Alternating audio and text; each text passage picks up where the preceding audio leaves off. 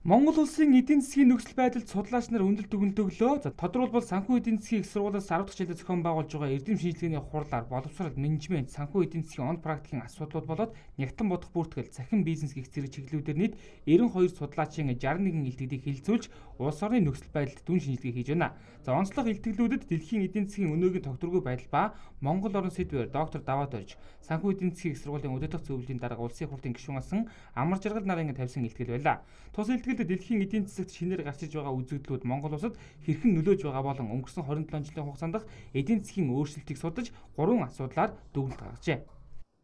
Эдийн засгийн тогтворгүй байдал бол ер нь нэг гол хүчин зүйл болчихлоо. Манай эдийн засаг бол өсөх, буурах, тэлэх, хумих гэсэн нэг ийм үйлчлэг рүүгээ ерөнхийдөө орчихлоо. Тэгээд тэр эдийн засгийн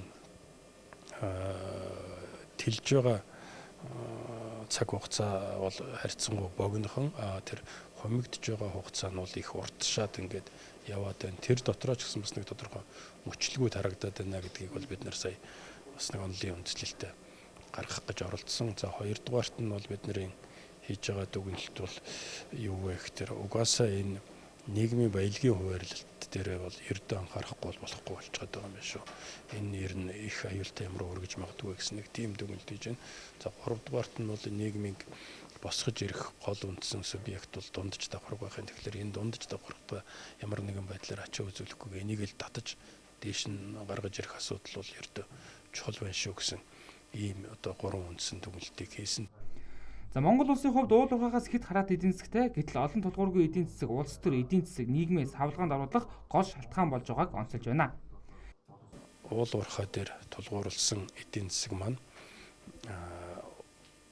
эдийн засгаач тэр улс төрөөч тэр нийгмээч гэсэн байнга тийм савлгаанд оруулаад байгаа юм байна. Нэг улс төрийн хүчин гарч ирээд эрх мэдэлд хүрэхийн тулд заавал амлалтаа өгдөг. Гэтэл тэр амлалтаа биелүүлэх гэхээр нөгөө уул уурхайн салбар дээрээс нь орлого олж ирэхгүй бол түүхэн эдийнх нь унчихсан байх юм бол амлалтаасаа буцуулдаг.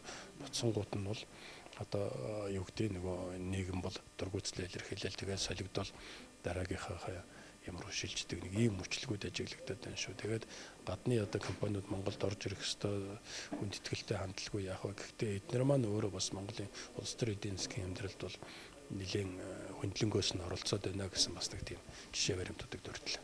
Миний хувьд анхаарал татсан гол асуудал нь болохоор нийгмийн эдийн засгийн өнөөгийн нөхцөл байдал, эдийн засгийн өсөлт яах вэ, цаашдын чиг хандлага ямар ах вэ гэсэн энэ чиглэлийн сэдвүүд бол миний хувьд үнэхээр сонирхол татсан сэдвүүд бол болж байна.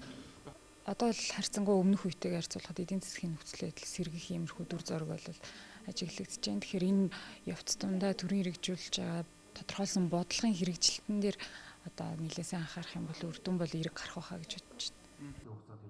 Зээгүү эдийн засагчид болоод судлаачдын зүгээс улс орны эдийн засгийн нөхцөл байдалд үнэлт өгүүлдөгч 2017 онд эдийн засаг сэргэх хандлага харагдаж байгааг ч онцоллоо. За гол нь дундаж давхаргын нуруунд дээр дарамт үүсэхгүй байх, төр хэрэгжүүлж байгаа бодлого хөтөлбөрүүдэд үр дүнд хүргэх, мөн урт хугацаанд эдийн засгийг тогтвортой өсөлттэй байлгахад олон тулгуурт бодлого баримтлах шаардлага байгааг илтгэлүүдээр хүндсэн юм а.